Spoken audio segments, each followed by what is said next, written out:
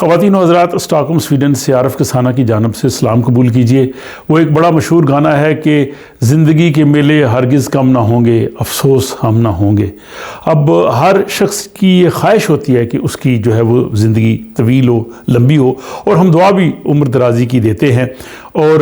اس حوالے سے بہت سے جو سائنسدان ہیں وہ بھی اس کھوج میں لگے رہتے ہیں کہ کچھ لوگوں کی عمر زیادہ اور کچھ لوگوں کی کم کیوں ہوتی ہے، وہ کون سے اہم عوامل ہے، فیکٹرز ہیں جن کی وجہ سے انسان کی زندگی جو ہے وہ لمبی ہو سکتی ہے۔ اس سے پہلے آپ کو ایک ولاگ میں نے پیش کیا تھا جس میں سویڈن کے تقریباً 30,000 لوگوں سے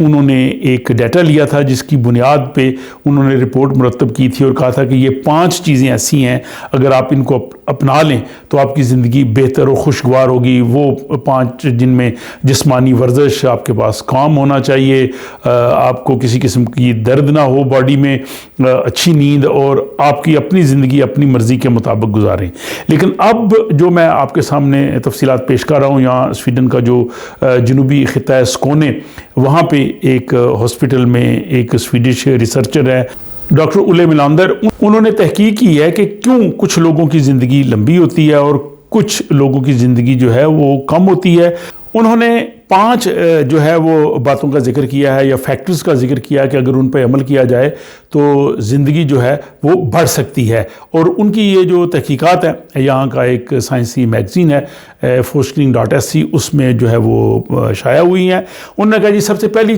جو امپورٹنٹ چیز ہے وہ یہ ہے کہ آپ کھانا کم کھائیں،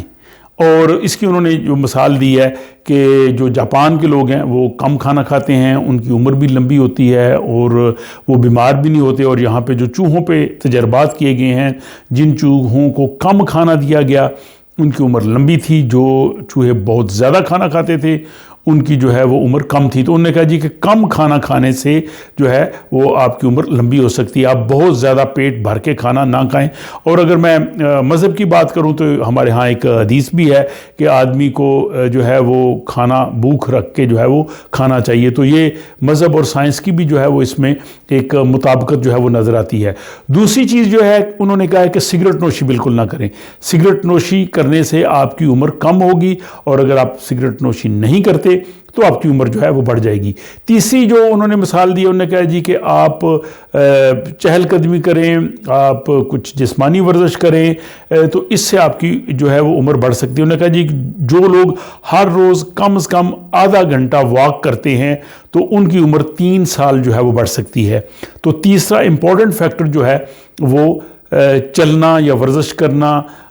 یا واک کرنا۔ اور چوتھا انہوں نے کہا جی کہ کوئی نہ کوئی آپ کو زندگی میں خاص کام کرنا چاہیے، آپ کو جو ہے وہ آپ کے پیش نظر کو ایسا ہونا چاہیے کہ آپ زندگی میں کچھ کریں۔ اور 5واں انہوں نے فیکٹر بتایا ہے کہ اگرچہ بہت سے لوگ ہوتے ہیں جن کو جینیاتی بیماریاں ہوتی ہیں جو والدین کی طرف سے وراثت میں ان کو ملتی ہیں، اس کے لیے وہ کچھ کر نہیں سکتے، لیکن اگر وہ حفظان صحت کے اصولوں کو اپنائیں اور ان کو اگر علم ہو کہ ان کو یہ بیماری لاحق ہو سکتی ہے، اس کے لیے وہ بہتر حکمت عملی اپنائیں اور جو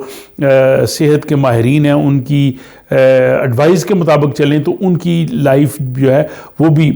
بہتر اور پہلے سے زیادہ ہو سکتی ہے۔ تو یہ 5 فیکٹرز ہیں جو یہاں سویڈن میں جو ایک ڈاکٹر ہیں، ریسرچر ہیں، انہوں نے اپنی تحقیق کی صورت میں پیش کیے ہیں۔ اور اگر ہم تھوڑا سا مذہب کا جائزہ لیں، بعض ہمارے ہاں یہ ایک نظریہ ہوتا ہے جی کہ زندگی فکس ہے اور جتنی اللہ نے لکھ دی ہے یہ کم یا زیادہ نہیں ہو سکتی۔ لوگ کہتے ہیں جی کہ جو رات قبر میں ہے وہ باہر نہیں آئے گی۔ اگر اس کو قرآنک کانسیپٹ میں دیکھیں تو وہاں پہ یہ ہے کہ زندگی کسی کی کم یا زیادہ نہیں ہوتی، لیکن خدا کے بنائے ہوئے قوانین اور اصولوں کے مطابق۔ کوئی شخص اگر اپنے